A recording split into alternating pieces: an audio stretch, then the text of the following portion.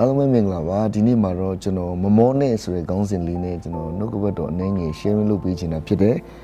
ကျွန်တော်ယုံကြည်သူညီကိုမောင်နှမတွေနေ့ရက်တိုင်းသက်ရှင်တဲ့သက်တာတွေမှာ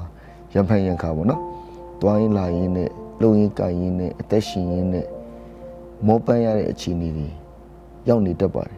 ဒီလိုအခြေအနေမျိုးမှာဒီနှုတ်ကပတ်တော်ကိုကျွန်တော်အနေငယ် sharing လုပ်ပေးချင်တာဖြစ်တယ်မိတ်ဆွေမမောပါနဲ့သင်ဒါထက်ကြီးမားတဲ့အရာတွေ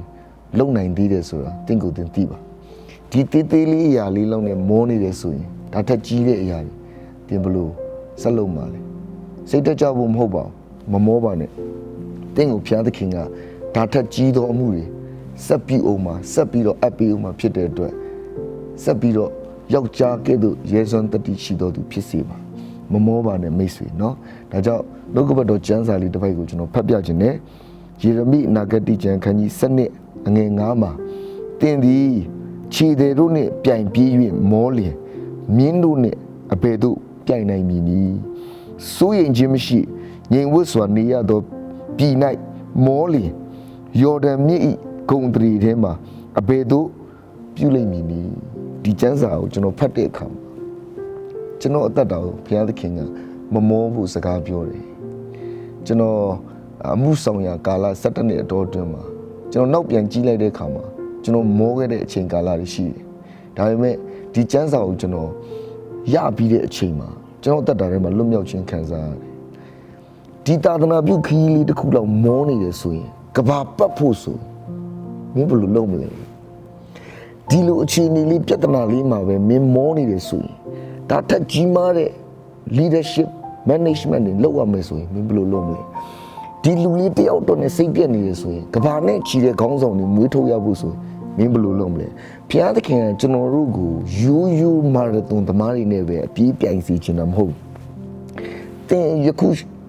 ကြုံတွေ့နေတဲ့ခက်ခဲပြဿနာတွေဆိုတာအဲ့ဒါတာမန်နေပဲဒါပေမဲ့ဘုရားသခင်ကဒါထက်ကြီးတဲ့စိတ်ခေါ်မှုတွေအတွက်တင့်ကိုခေါ်ထားတယ်တင့်ကိုခြေသေးတွေလောက်နဲ့အပြေးပြိုင်ဖို့ခေါ်တာမဟုတ်တင့်ကိုဘုရားသခင်ကမြင်းနဲ့အပြေးပြိုင်ဖို့ခေါ်တာဖြစ်တယ်ဒါကြောင့်ဒီမှာယေရမိကိုဘုရားသခင်ပြောတယ်မင်းအပြေးသမားတွေနဲ့ပြိုင်တာတော့ဒီလောက်မောနေမြင်းနဲ့ဘလို့ပြိုင်မလဲဒါဆိုဘုရားသခင်ကကျွန်တော်တို့ဘာဖြစ်စေချင်တာလဲ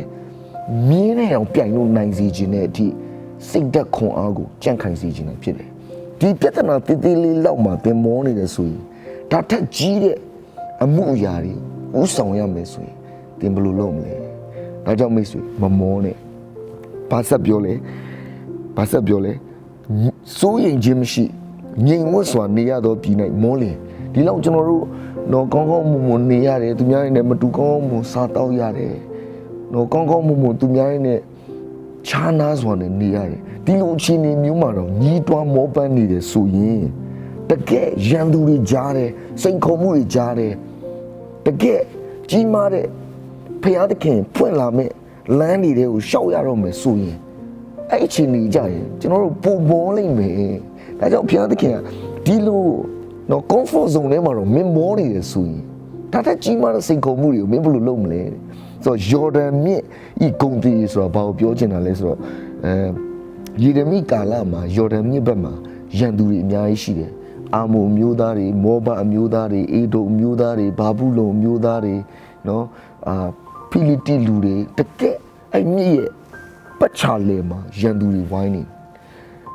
ဒီလိုငြိမ်းချမ်းသာရတဲ့ယူဒပြည်မှာနေတာတော့မင်းတို့မောနေတယ်ဆိုရင်ရန်သူတွေကြားထဲငါပို့ရင်မင်းဘယ်လိုလုပ်မလဲဒါကြောင့်ဘုရားသခင်ကကျွန်တော်တို့ကို comfort zone ထဲမှာမောနေတာလို့မရှိဘူးခြေတွေနဲ့ပြီးနေရလောက်တဲ့နေရာမှာကြည်နဲ့နေဖို့ဘုရားသခင်လိုတော့မရှိဘူးတင့်ကိုပြိုင်စီခြင်းတဲ့သူတွေကခြေတွေမဟုတ်မြင်းနဲ့ပြိုင်စီခြင်းတင့်ကိုဒီနေ့ကြုံတွေ့နေစီတဲ့ခက်ခဲပြဿနာလေးနော်စိန်ခေါ်မှုလေးတစ်ခုလောက်နဲ့ပဲဘုရားသခင်ကြည်နဲ့မှာမဟုတ်ဒါထက်ကြီးမားတဲ့တင့်ထပ်ပုံမြန်တဲ့သူတွေကိုတင့်ပြိုင်လို့နိုင်စီခြင်းတဲ့အထိဘုရားသခင်တင့်အထဲမှာတွန်းအားပေးခြင်းဖြစ်တယ်ဒါကြောင့်တင့်အသက်တာကိုကြုံတွေ့ရင်ဆိုင်နေရတဲ့အခက်အခဲတွေမှာမမောပါနဲ့ဒါထက်မြင့်တဲ့ next level တခုကိုဘုရားသခင်တင့်ခေါ်နေတယ်အဲ့ level ကိုမျောလင့်ပြီးတော့ဒီနေ့ထဲကကြန့်ခိုင်စွာနဲ့ပြေးပါကောင်းစွာသောတိုက်လှန်ခြင်းကိုပြုလျက်ယုံကြည်ခြင်း၌အမြဲတမ်းခိုင်ခန့်ပါလို့ကျွန်တော်ခေါ်အားပေးခြင်းပါတယ် မမောပါနဲ့မိတ်ဆွေ